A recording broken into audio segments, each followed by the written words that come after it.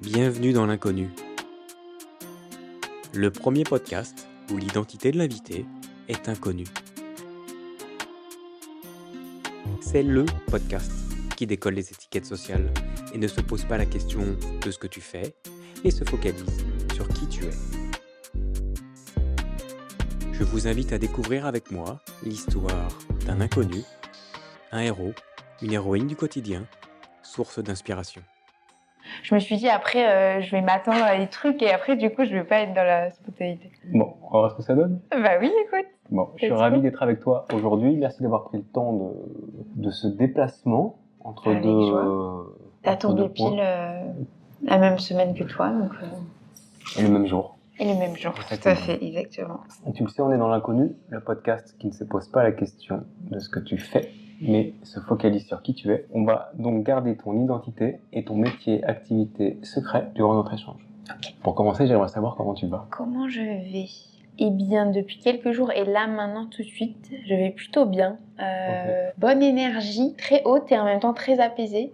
Et ça, c'est un équilibre qui est pas forcément facile pour moi à trouver. Et donc, quand je l'ai, maintenant, je sais que j'essaye vraiment de le chérir. Ok, tu kiffes. Ouais, okay. Ouais. Et j'essaye de reconnaître aussi, en fait, l'effort aussi de mon côté, en fait. Cette attention, cette conscience sur, ok, là, hop, reprends un temps pour toi, de respiration, parce que c'est ça, en fait, qui est au service et qui rend cet état d'être agréable, okay. À la fois dynamique et apaisé. Et curieuse, pour savoir. Ok. C'est compliqué d'être apaisé ? Non. Ça l'a été pendant longtemps, je pense, okay. pendant mon enfance, où j'avais cette quête de l'apaisement sans arriver à l'être réellement. Mais au contraire, maintenant, ça fait partie quand même. Et ça a été quoi le point de bascule entre la quête de l'apaisement et le fait d'être apaisé ? Et le fait d'être apaisé, c'est une très bonne question. Je suis pas sûre qu'il y ait un point de bascule, tu vois, clair et net. Je pense que, et ça c'est toujours quelque chose un peu dans mes propos, quand je partage, tu vois, avec différentes personnes, plein de sujets, ou en tout cas mon histoire de vie, c'est vraiment quelque chose de très important pour moi, de ne pas créer cette histoire où tout d'un coup il y a eu 1 ou 2, 3 moments qui ont été fatidiques et qui ont vraiment changé le cours des choses, parce que justement, à nouveau, tu vois, pendant mon enfance, j'étais beaucoup bercée dans ces histoires-là, entre autres, tu vois, d'entrepreneurs, tout ce storytelling où tu as l'impression qu'il y a quelque chose qui est arrivé et là il y a eu l'ampoule qui s'est éclairée et tu t'es dit et en fait et je me disais mais moi j'ai pas l'impression, moi j'ai l'impression qu'il y a ce cheminement. En fait, c'est vraiment un cheminement et il y a ce processus, ce phénomène d'évolution. Donc, je ne sais pas s'il y a un élément en particulier qui a pu... C'est le cheminement, qui fait que aujourd'hui, c'est bien aujourd'hui. Okay. Voilà, tout à fait. Apaisé et dans le moment présent. Exactement. Okay. Tout à fait. Et curieuse. Et curieuse. Est-ce que tu peux nous dire où nous sommes ? Alors, où nous sommes, très bonne question. Ça a été un sujet en off juste avant. Espèce de coworking parisien qui éveille ma critique.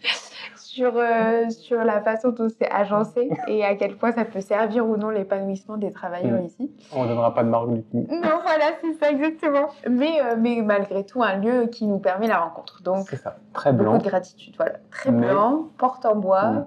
Mais gratitude. Mais gratitude quand même, parce que ça nous donne un toit, un espace silencieux pour se voir. Tu vois, donc, exactement. On va partir au hasard de la discussion. Et pour partir au hasard de la discussion, je vais te laisser tirer un dé. C'est parti, je sens... Un dé violet. Est-ce que c'est ta couleur préférée ?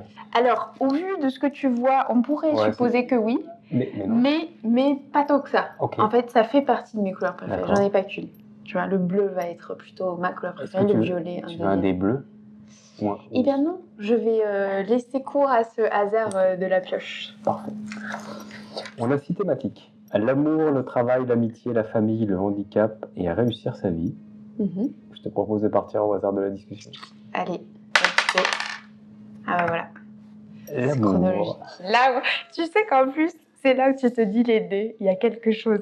Quand tu as lu les thèmes, je me suis dit, bon, le premier que tu as dit, je me suis dit, alors là, j'aurais beaucoup de choses à dire et en même temps pas beaucoup de choses à dire. Okay. Donc très intéressant que ça tombe là-dessus. Et c'est toujours comme ça. Le tirage de dés est toujours magnifique. C'est un peu ce que j'ai cru comprendre, oui. Est-ce que tu veux partir comme ça, si je te laisse sur le thème de l'amour, ou tu as une question? Écoute, je peux essayer de laisser ce côté spontané. Après, effectivement, une question, mais peut-être en introduction sur le pourquoi moi j'ai pensé à ça et pourquoi ça a résonné. Je pense que globalement, l'amour a toujours été un enjeu pour moi et est resté justement une inconnue pendant très longtemps. Pendant très longtemps, à me dire, j'ai la sensation que dans cette société, il y a cette quête à l'amour, mais je ne vois pas comment elle s'incarne dans les sensations, dans la réalité. Et donc, il y avait cette confrontation-là entre ce qu'on en dit, ce que je vis et mes questionnements. Je pense qu'aussi après, il y a tout ce qui va être amour familial, il y a plein de typologies d'amour aussi, amour finalement voilà, de couple plus intime, etc.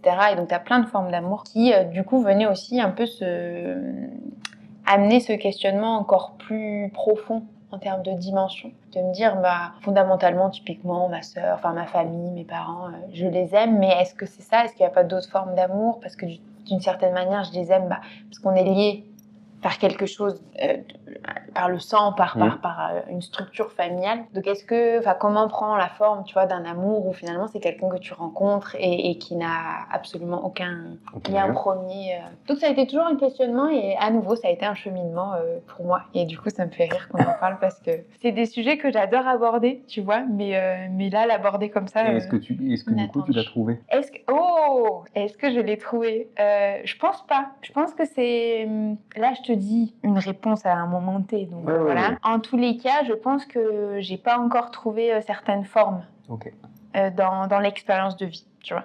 Dans le sens où j'ai compris des choses et vécu des choses qui m'ont permis de construire cette compréhension et ce vécu en lien avec l'amour. Mais par contre, je pense pas avoir vécu le grand amour. Je sais pas si je crois au grand amour, tu vois, c'est aussi une grande question. Mais en tous les cas, disons que la curiosité est quand même toujours là parce que pour moi, je n'ai pas encore vécu. Enfin, je n'ai pas encore vécu une forme d'amour auquel potentiellement je pourrais aspirer. Et en même temps, cet aspect très surprise et spontané de me dire, peut-être quelque chose arrivera et j'en aurais pas eu forcément l'idée en amont, tu vois. Ok.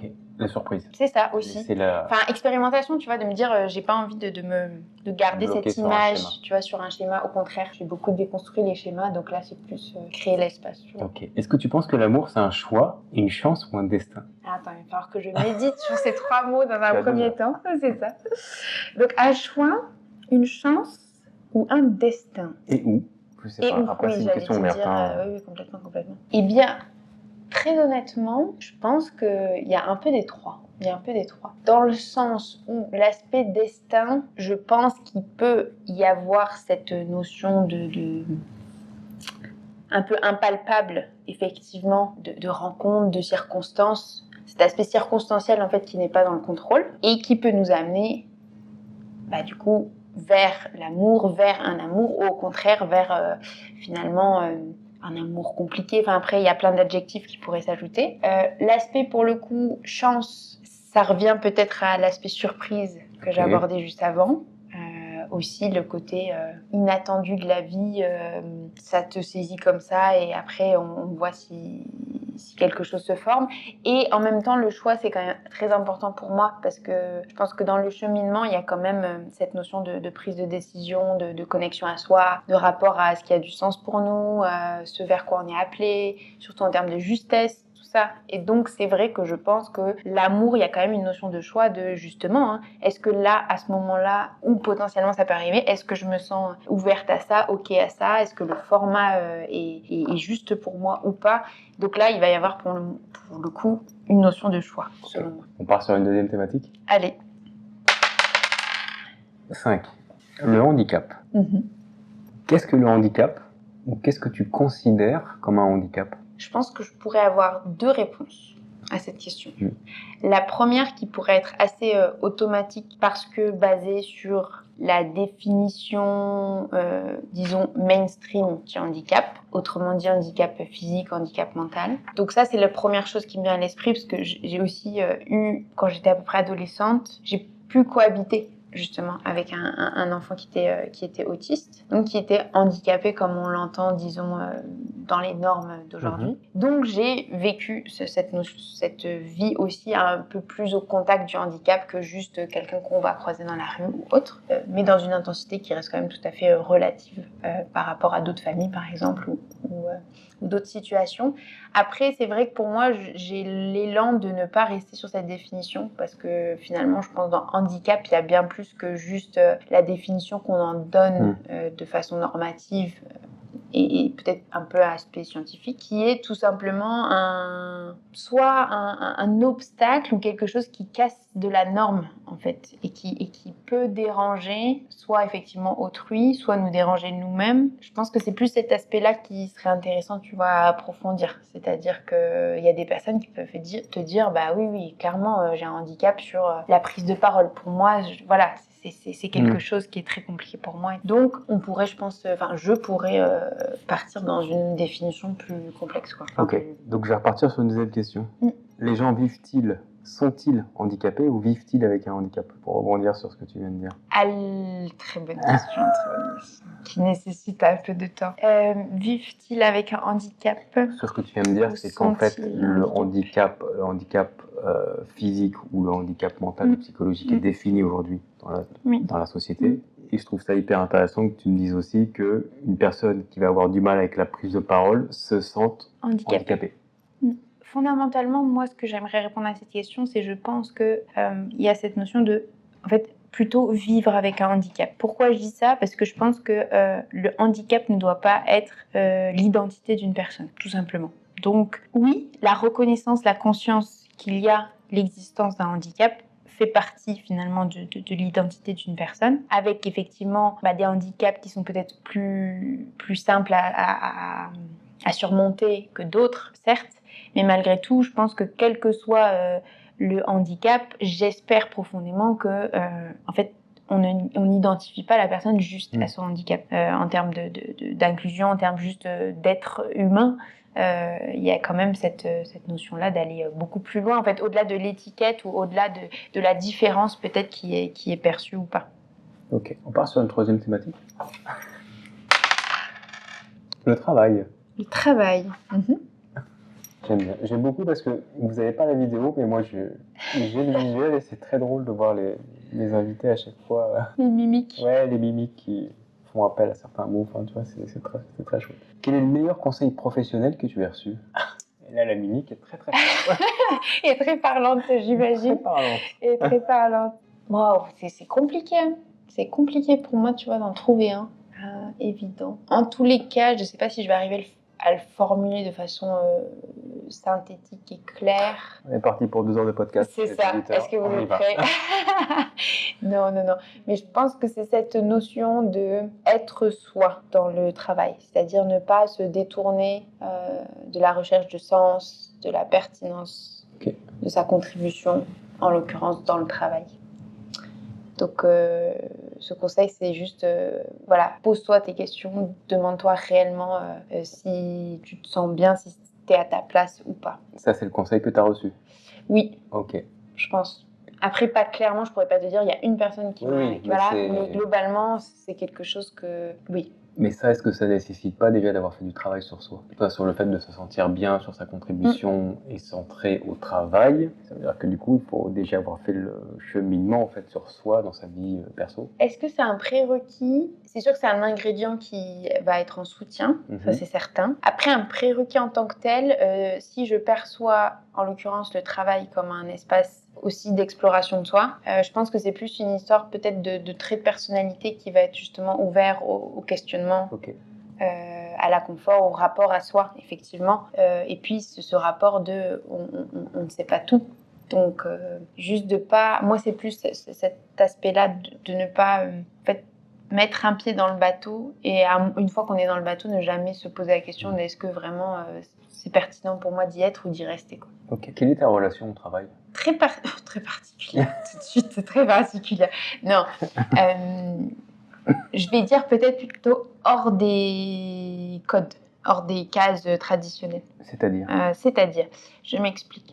Il y a une perspective et une appréhension du travail où on peut percevoir finalement un cheminement de vie assez classique qui va être valorisé dans nos sociétés. Autrement dit, typiquement, voilà, faire des grandes études, des grandes écoles potentiellement, après aller dans des grosses entreprises, faire carrière, etc. En tout cas, c'est le schéma, on va dire, traditionnel, classique, qui, malheureusement, d'une certaine manière, même à mon époque, était quand même toujours très ancré, très présent dans le système éducatif. Et je pense que, pourquoi je disais très particulière, parce que pour moi, assez naturellement, et effectivement, malgré tous ces questionnements et cet inconfort qui est relié à ça, je n'avais aucun élan d'aller dans ce schéma assez classique du travail. Et c'était... Donc ça rejoint le conseil, tu vois, qu'on m'a donné. C'est, en tous les cas, c'est vraiment cet aspect de... J'ai pas envie de foncer tête baissée dans quelque chose qui est d'une certaine manière déjà façonné et choisir cette facilité-là sans réellement y voir une pertinence, voire même y voir un espace d'épanouissement. Donc mon rapport au travail a été un rapport finalement au travail plutôt exploratoire, de me dire... Ok, qu'est-ce que j'ai envie de faire fondamentalement? Quels sont les risques que je prends si je choisis de faire telle ou telle chose? Et d'être dans l'exploration qui a mené forcément à des moments de haut comme des moments de bas, hein, parce que forcément après il y a des choses qui dépendent beaucoup de soi ou pas, et ainsi de suite.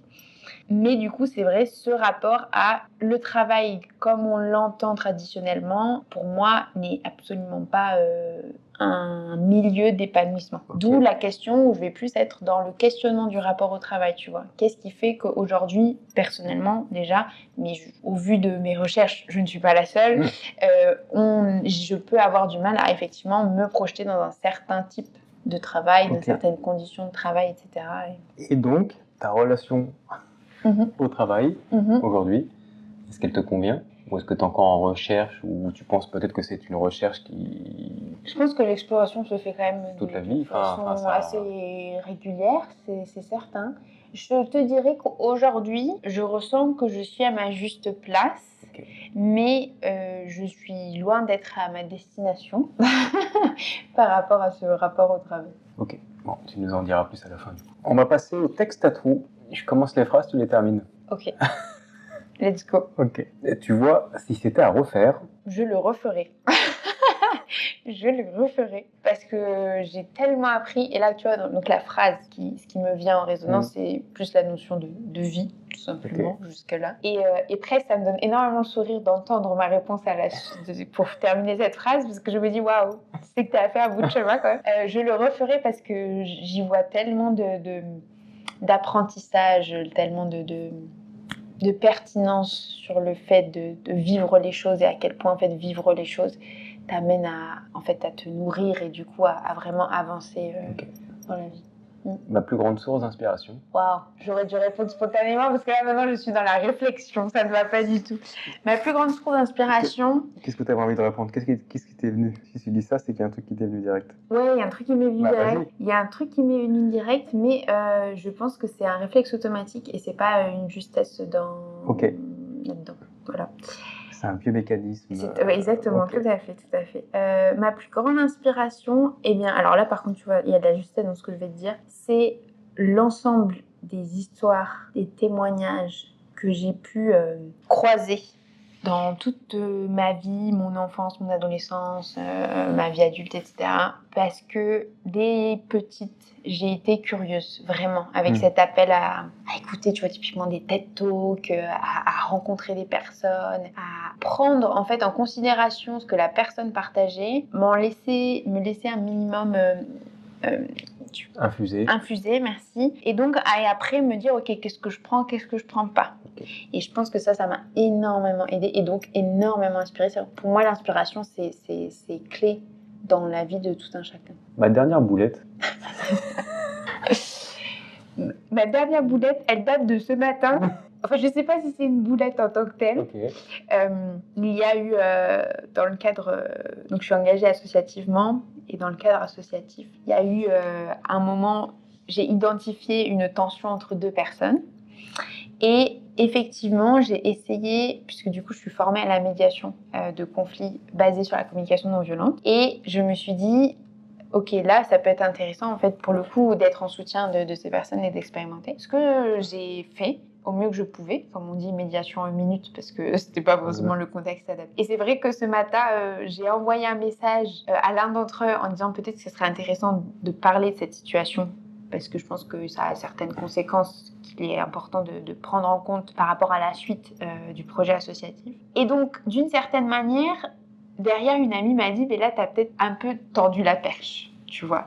Au lieu de tout simplement exprimer, je pense que ça pourrait être pertinent d'avoir un espace d'écoute et d'expression avant tout, entre vous deux, et après de voir comment on avance. Okay. Voilà. Demain, c'est très... Alors là, par contre, je vais jouer le jeu et je vais faire je vais dire ce qui m'est venu spontanément, même si je sais pas d'où ça sort. C'était je pars. Ok. Voilà. Et tu pars où? Et ben en fait, je ne pars pas. Donc c'est ça là, et c'est pour ça que ça me questionne énormément. Je pense que la perception du demain n'était pas demain le jour J+1, mais demain peut-être avec une vision plus tournée vers l'avenir. Et c'est le terme je pars qui est venu. Bon, voilà. Je m'arrête là. Voilà. Tu nous feras un retour. Exactement. Je t'en fais une dernière. Quand je me vois dans le miroir. Eh bien, quand je me vois dans le miroir, je suis fière de moi. Et tu ne sais pas à quel point. C'est important de pouvoir te dire ça. Ouais. Et que ça fait pas si longtemps que je suis en capacité de le dire. Eh ben bravo. On passe à la question d'un inconnu. Chaque inconnu pose une question au prochain inconnu. Et je vais donc te poser la question de ma dernière invitée, qui était tout à l'heure. Oui, je fais le lien. Et j'ai très mal écrit. Quel serait le projet de tes rêves qui te tient le plus à cœur? Est-ce que tu as 4 heures devant toi? C'est parti. Moi, oui. Les auditeurs, peut-être un peu moins. Peut-être un peu. Donc, quel est le projet qui me vient? Waouh! J'en ai plein, moi, qui me viennent. Je ne serai jamais... Top 2, top 3. Lassée. Est-ce qu'il n'y en a pas un qui te... Allez, en tout cas, je vais faire top 2, parce que du coup, c'est sur 2 sphères différentes. Je pense que le premier, c'est d'arriver à créer une entreprise, enfin, en collaboration, c'est-à-dire en association, qui, effectivement, porte des valeurs fortes tournées vers l'humain, vers la paix, la non-violence, et justement ça en passant par cette notion de dialogue et d'exploration. Donc c'est des grands mots, mais je ne vais pas aller plus en détail parce qu'effectivement sinon ça va peut-être donner des pistes, mais en tous les cas c'est cette notion de création avec des associés, une entreprise. Et le top 2, donc le deuxième, je pense qu'il y a cet aspect de pouvoir m'offrir l'opportunité un jour de partir pour le coup en voyage, mais sous un format typiquement avec ma famille, j'aurai mon compagnon, ma compagne et peut-être mes enfants, enfin voilà, d'avoir en fait un aspect du voyage familial. Voilà. Cool. On passe au non-sujet. Est-ce que pour toi il y a un non-sujet, un sujet qui t'énerve quand il arrive autour de la table? Et au vu de ton sourire, je pense que oui, il y en a même plusieurs qui sont traversés. Non, mais ça dépend si on garde l'aspect un sujet qui arrive et qui peut m'énerver, parce que c'est un non-sujet. Oui, non, donc non, la question est pas ça. Non, ce qui me vient, c'est typiquement tout l'aspect féministe qui est étiqueté, alors que pour moi, il y a pas de... C'est un non-sujet, dans le sens où des petites réflexions qui peut-être peuvent paraître tout à fait anodines, typiquement en réunion, dans la rue ou des choses comme ça, qui font passer un certain message et qui du coup placent la femme effectivement dans une posture inférieure et qui ne posent fondamentalement pas de problème, ou quand elle est relevée, va susciter un « Oh, franchement, c'est de l'humour ». Ça, pourquoi ça m'énerve? Parce qu'effectivement, pour moi, il y a un non-sujet, c'est correct, il y a un moment, c'est une sorte de respect, de considération et de conscience sur une réalité, en fait. Donc, voilà. Avant de partir, je sais que tu vas partir, mais dans ce cadre-là, je te le souhaite le plus longtemps possible. S'il te reste quelques jours, quelques mois avant de mourir, qu'est-ce que tu souhaiterais faire? Qu'est-ce que tu aimerais faire, pardon? Qu'est-ce que tu ne souhaiterais pas regretter? Alors, c'est 2 questions ou c'est une question avec plusieurs angles de perspective? C'est quoi? Up to you. Up to me. Alors, quelque chose que j'aimerais faire, c'est à nouveau... Mais... Ah, c'est marrant. Bref. C'est partir, je pense, à nouveau avec mon sac à dos. Mais cette fois-ci, peut-être avec une autre approche ou accompagnée. Enfin, voilà. Et qu'est-ce que... Tu ne souhaites pas regretter? Tu ne souhaites pas regretter? D'avoir essayé. D'avoir essayé quoi? Ce que mon intuition m'apporte et vers quoi mon intuition m'orientait. J'ai pas envie de regretter de ne pas avoir essayé du coup. Ok. On passe au partage de vie. Tu vas retirer le dé et la consigne est la suivante. Si tu fais un chiffre pair, l'objectif ce serait de nous partager le conseil que tu aurais aimé recevoir plus tôt. Ok.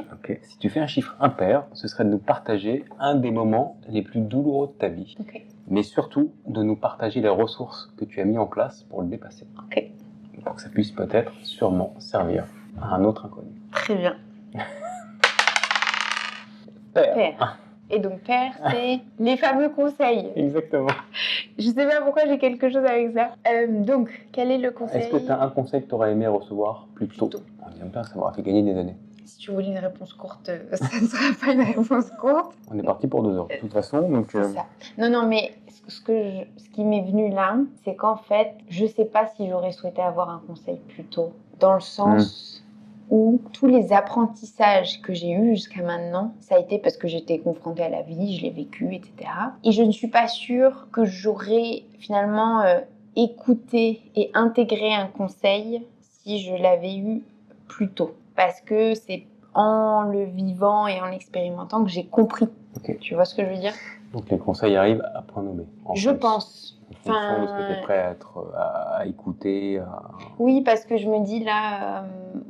ce qui m'est venu en conseil, c'est des choses assez que je considère tout du moins assez banales de croire en ce que tu ressens et voilà. Et en fait, je me dis est-ce que si j'avais reçu ce conseil 10 ans plus tôt ou quoi, je suis pas sûre que je l'aurais intégré parce que c'est bien gentil de dire crois en ce que tu ressens, mais certes, et so what?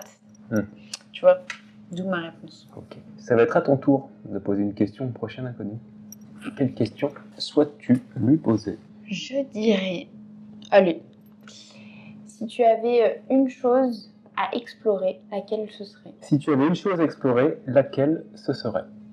Ok, parfait. C'est la question au prochain inconnu et je visualise le prochain inconnu, donc ça me fait doucement sourire. Voilà. Ça aussi, il n'y a pas de hasard en fait. Les questions arrivent à chaque fois à point nommé, comme dirait l'autre. On passe au titre de l'épisode. Est-ce que tu peux me donner quelques mots pour le titre de notre épisode, en fonction de ce que tu viens de me raconter, sur ce qu'on est en train de vivre, qui sera le titre de notre épisode?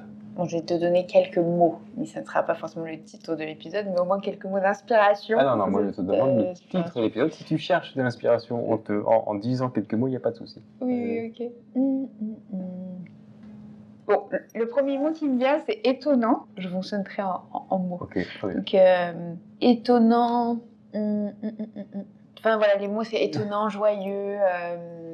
Tu vois, j'aimerais décrire cette mimique, mais je n'ai pas les mots pour ça. Je n'ai pas les mots pour ça. Ou tout simplement, en fait, la force de l'exploration, tu vois. Cette notion de finalement, par tes questions, si d'une certaine manière, ce qui a été mon cas, et c'est l'intention que j'avais posée, c'était vraiment d'arriver à me laisser toucher et de répondre du plus sincère que je le pouvais au moment venu. Et on te fait confiance. Je ne sais pas ça, mais en tout cas j'espère. Et donc effectivement, je pense que cet espace, c'est à nouveau un autre espace qui montre à quel point les questions sont puissantes. Et donc tu peux mettre la puissance de l'exploration ou le pouvoir de l'exploration. Puissance ou pouvoir? Puissance ou pouvoir. Ah là là, il faut que je fasse juste un plus ça. C'est le titre de notre épisode et oui. C'est pas à moi de le... Oui. Eh bien la puissance alors. La puissance de l'exploration. Oui. Eh bien écoute, ce sera le titre de notre épisode. Très bien. Il est temps de passer à la dernière question. Et la dernière question de cet épisode est de répondre à la plus grande inconnue de celui-ci. Qui es-tu? Aïe, aïe, aïe. Et dire que c'est moi qui t'ai contacté. Non, je rigole. C'est la puissance de l'exploration. Ah, mais complètement, c'est pour ça que je dis ça avec un ton tout à fait... Avec une banane... Voilà, exactement. Eh bien, ne soyons pas originaux. À la réponse qui je suis, je répondrai exploratrice. Ne dis pas puissante, hein. Pour moi, j'aurais du sens à mon titre d'épisode. Non, ce serait trop facile. Non. Qui je suis? Une femme qui en fait est nourrie par le phénomène d'exploration, de mieux comprendre les choses, tant intérieures que dans le monde, qu'au contact des autres, et qui a justement vraiment cette aspiration à créer ces espaces d'exploration au service finalement d'un mieux-être, d'une conscience peut-être plus aiguisée de soi, des autres, du monde. Ouais, cette aspiration en tout cas de contribuer. Donc c'est un peu ça qui me vient en fait, de pouvoir être qui je suis. Voilà, c'est exploratrice, créatrice d'espace qui va être au service, tu vois, de ce mieux-être, de cette connexion sur ces 3 dimensions de soi, de l'autre, du monde. Et du coup, d'une certaine manière, dans cette transmission, tu vois, réciproque, dans ce vécu et dans cette transmission réciproque. Très belle définition. Et est-ce que du coup, tu arrives à l'exercer dans ton activité ? Est-ce que ton activité est en lien justement avec la personne que tu es ? Eh bien, c'est bien mon intention. C'est bien mon intention. C'est bien mon intention, puisque maintenant, cette vision est très claire pour moi. La question maintenant, c'est effectivement c'est pas une question, de continuer de cheminer dans ce sens-là. Et effectivement, dans mon activité, de par ce que j'ai fait jusque-là, entre autres ce que j'ai fait l'année dernière. Donc je ne sais pas si du coup là c'est l'espace pour l'expliquer ou pas encore. Complètement. Et tu peux même donner ton nom, ton prénom. Vas-y, on ouvre les vannes. Parfait. Non, donc le lien avec ce que j'ai fait en particulier du coup aussi l'année dernière, puisque je suis partie 1 an en exploration, où l'idée c'était d'aller rencontrer des personnes. Donc je suis partie à la fois en Europe, donc j'ai traversé de France à la Suède, donc en passant par Belgique, Pays-Bas, certaines régions d'Allemagne, Danemark et sud de la Suède, et après l'Asie du Sud-Est, donc Thaïlande, Cambodge, Vietnam et le Népal. Et ça a été pour moi en fait un espace de rencontre, d'exploration, mais quand je dis rencontre, c'est avec une approche assez holistique de la rencontre, à nouveau rencontre de moi-même, qui m'a permis cette rencontre à l'autre, pour aller mieux comprendre comment on peut arriver à dépasser ce sentiment d'impuissance face aux enjeux sociétaux. Et donc d'aller recueillir des inspirations, des retours d'expérience, des témoignages de personnes dans ces différents pays qui soit contribuent eux-mêmes en fait à ces transformations sociétales, soit finalement qui accompagnent justement ces transformations sociétales pour avoir leur retour. Et donc je suis à peu près une 50aine d'interviews, avec en parallèle effectivement des recherches un peu plus théoriques, si je peux employer ce mot-là. Et ça a été une année d'une richesse, et une année qui marque une vie, en tout cas qui marque ma vie, et qui m'a clairement permis de me dire, ok, il y a eu un énorme apprentissage par rapport au sujet que je portais, qui était autour des transformations. En fait, la notion de transformation, les transformations ne se créent pas, elles se rendent possibles. Donc derrière, effectivement, quels sont ces ingrédients, quelles sont ces postures qui vont contribuer à rendre possible ces transformations. Et c'est là où je suis de retour depuis 3 mois, avec cet élan profond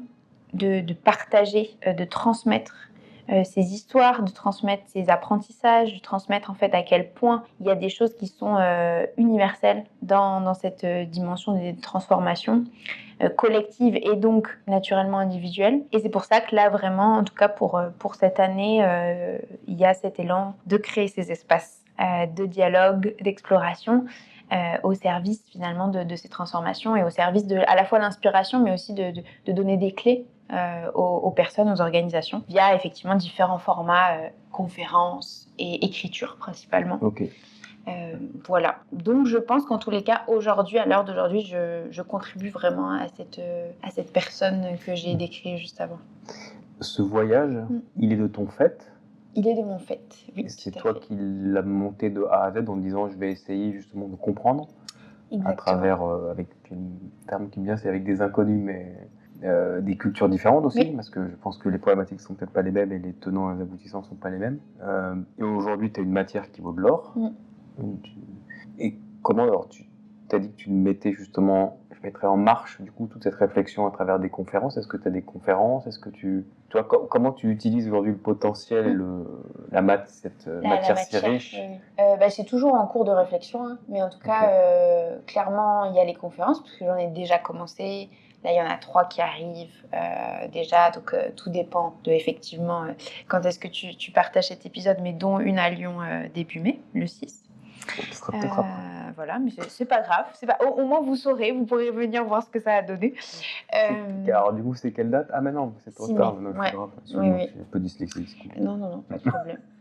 Donc majoritairement effectivement conférences, grand public, mais aussi en entreprise pour vraiment aussi en fait embarquer justement le monde du travail et les organisations qui ont un vrai rôle dans notre société, dans les transformations qu'on vit aujourd'hui. Et après l'écriture qui va prendre différents formats qui pour le moment restent en backstage, mais que j'ai vraiment envie de nourrir pour pouvoir transmettre tout ça. Et après cette ouverture aussi à tout plein d'autres formes finalement potentielles de création d'espace au service de ça, au-delà des conférences. Il y a une question par rapport au schéma classique, tu disais, qui était assez formaté, grandes écoles, grandes études, gros postes. Tu as fait des grandes études? Je les qualifierais comme telles, oui. Ok. C'est juste ta manière d'aborder le sujet de tout à l'heure m'a dit, mais justement, est-ce que tu as fait des grandes études, après grande entreprise, grand poste, tu as pris ton chemin à toi, c'est ça, oui. Mais tu as fait des grandes études? Oui. Okay.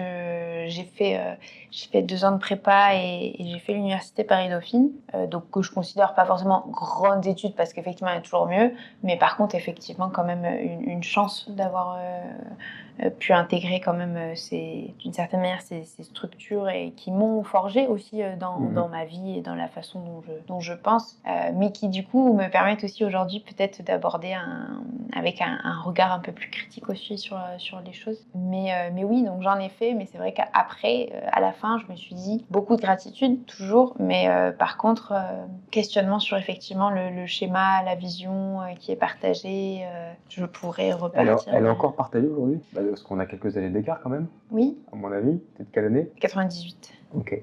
78. Et que je pensais que toi, ce schéma, grosse étude et un gros poste, grosse voiture, grosse maison, c'était plus sur ceux de ma génération, donc les 78-80. Et là, ce que j'entends, c'est que même sur les générations de 98, on est un peu dans le même... Alors du coup, j'ai pas de repère de comparaison, tu vois, parce que j'ai pas vécu typiquement tes années.